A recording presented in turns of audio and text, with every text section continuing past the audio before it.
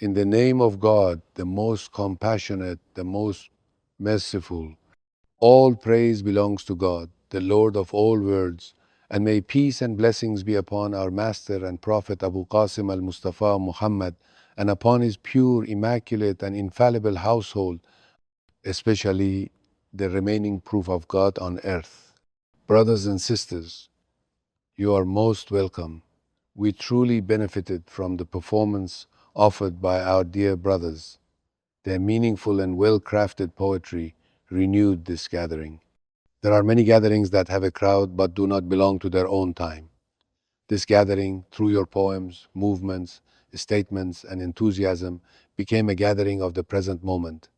I congratulate you on the birth of Lady Sayyidat Nisa, al-Siddiqa, al-Tahira, Fatimah Zahra, peace be upon her, and also on the birth of our dear Imam. Regarding Lady Siddiqa Tahira, I will say only one sentence. Her virtues, merits, and lofty qualities are far beyond what we can express. They are above our understanding and perception. Yet, one can say this much: she was an exemplar. Do we not seek to act? Do we not seek to live in a Fatimah-like way? Then she is the model. One must act according to the exemplar. She was an exemplar in religiosity, an exemplar in the pursuit of justice, an exemplar in jihad. The struggle that Fatimah al-Zahra, peace be upon her, undertook is among the most difficult forms of jihad. If one were to compare, perhaps all the Prophet's battles are on one side and the jihad of Fatimah al-Zahra on the other. She was an exemplar in jihad. She was an exemplar in clarification, and her eloquent sermon in the Mosque of Medina remains an extraordinary and unmatched act of explanation, full of clarity and lessons. She was also an exemplar in the duties of womanhood, including being a spouse, raising children, nurturing Zainab, and embodying many Islamic values. These are the outward attributes we can understand. The inward and heavenly qualities are beyond us and indescribable. Now, a word about maddāḥs, the practice of religious eulogizing. What I wish to discuss today are a few points about this field. Today, maddāḥs has become one of the very important areas that deserve serious research. Maddāḥs today is not merely reciting, stirring emotions, or making people weep. It has become a phenomenon in our country that requires analysis and study. Research means probing depth and discovering what lies behind the poetry, melody, voice, and performance. It means identifying potential harms which may reveal certain weaknesses. It also means looking for paths of growth and understanding how maddāḥs can advance, evolve, and move along a path of perfection. This requires capable researchers, and today this work is necessary. Of course, maddāḥs existed in the past. In our youth, there were maddāḥs, though not so many, not with today's reach, awareness, or education.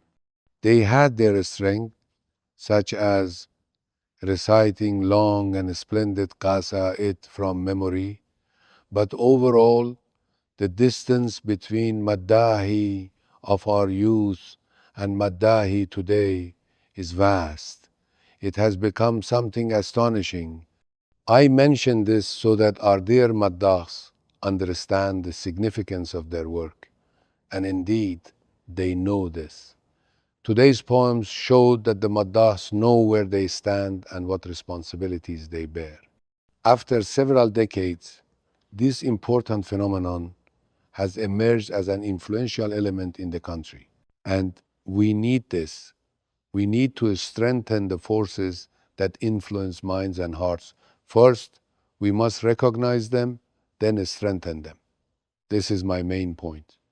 Maddāḥs is not all at one level. As with all phenomena, there is variation. Some are better, some are average. But one can say that maddāḥs has become one of the bases of the literature of resistance. It has become a platform for resistance literature. If a thought exists but lacks a corresponding literature, that thought dies. Producing literature that matches a worldview is a great art. One of the platforms where the literature of resistance is produced, expanded, and transmitted is maddāḥs and the religious gatherings known as hayats. What does national resistance mean? Today, we speak of the resistance front. What is meant by that? Against what do they resist? National resistance means endurance in the face of every form of pressure the enemy imposes on a nation's life in order to force it into submission. Resistance means standing firm, enduring, refusing to give in, and stopping the enemy's advance. This pressure may be military, economic, or media-driven. Look at cyberspace, foreign radio stations, and the statements of journalists as well as high military and political officials across the world. All these pressures converge on the goal of weakening the resistance of nations, especially the Iranian nation. The pressure may take the form of sanctions, media manipulation, digital influence, or the cultivation of espionage networks. The aims behind these pressures vary. They may seek territorial expansion, as the Americans are currently attempting in some Latin American countries. They may seek to seize natural resources or impose cultural and religious domination or engineer lifestyle changes, which are usually carried out through media tools. Deeper than all these is the aim of identity transformation. For a century, since the late Qajar era, Western powers have tried to change the identity of the Iranian nation, including its religious, historical, and cultural identity. Reza Khan took the first step but failed. Others attempted similar policies with greater subtlety but also failed. The Islamic Revolution swept all of it away. Yet, the pressure to change Iran's identity continues.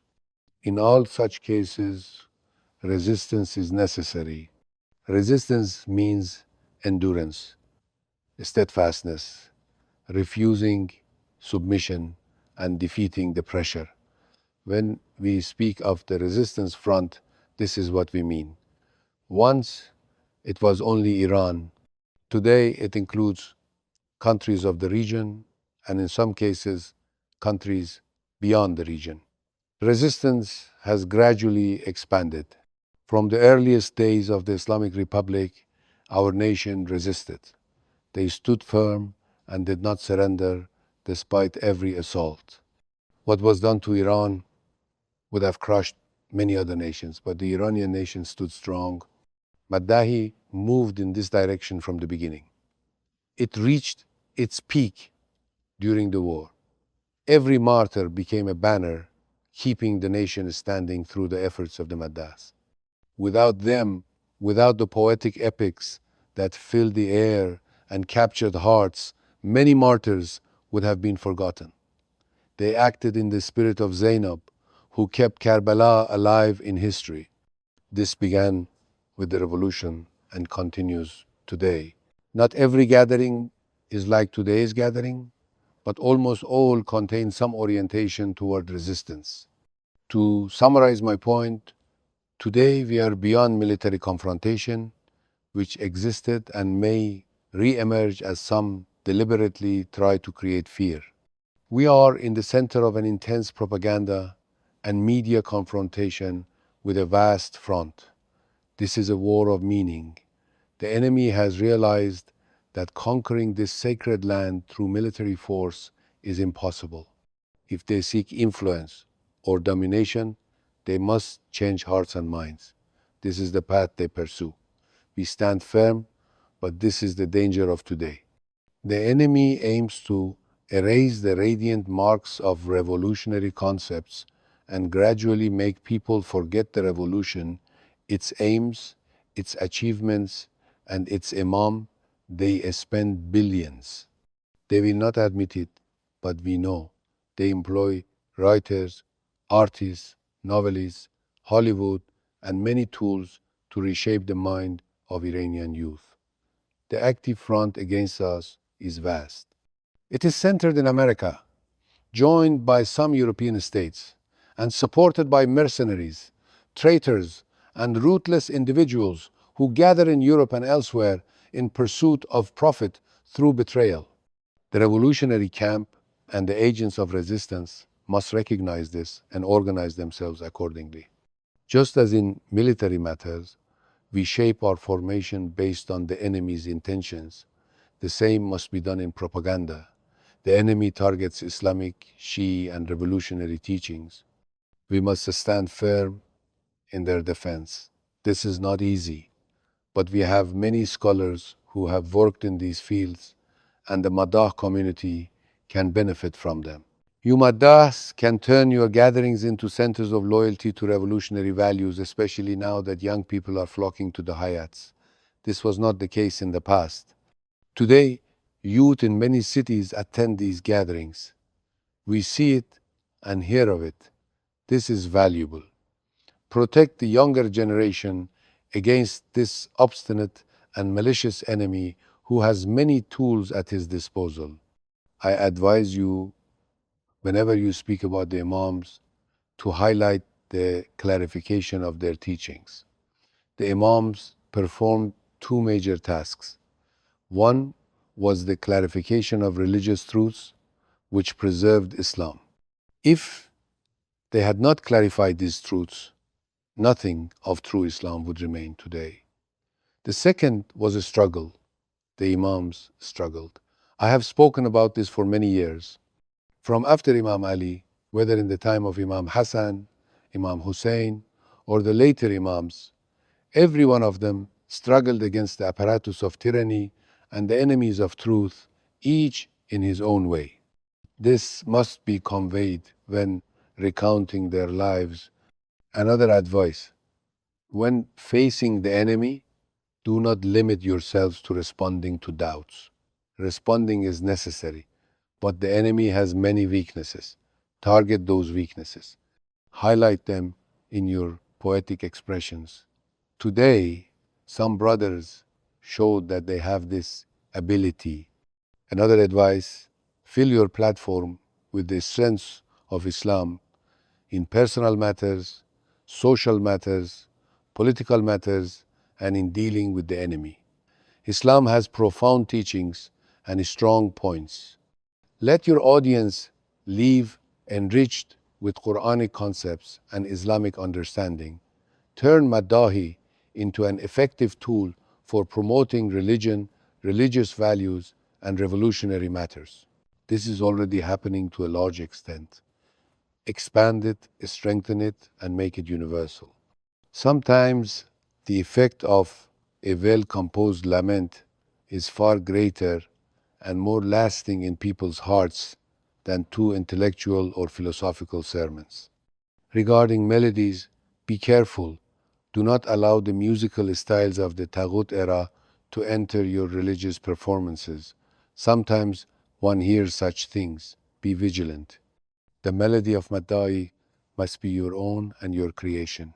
Do not allow the culture of those against whom your nation rose to enter your religious expression.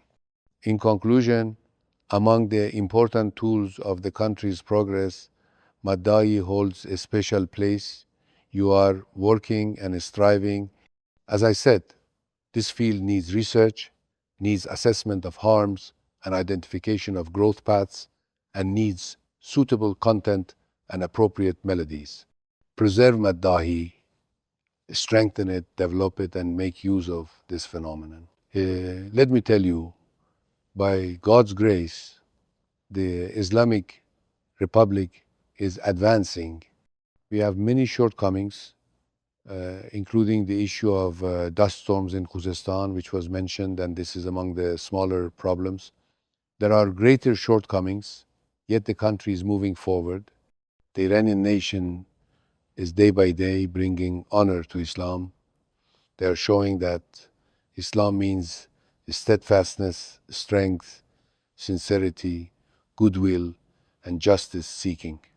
They are gradually demonstrating these truths. Major transformations are not easily noticed because they occur gradually and over time. But I say that, God willing, society is advancing step by step. Today's youth, except for the earliest years after the revolution, are far ahead of the middle period in terms of religious understanding, and God willing, they will advance further. May the sacred spirits of the martyrs and of our great Imam be pleased, for they opened this path for the Iranian nation. Peace be upon you and God's mercy.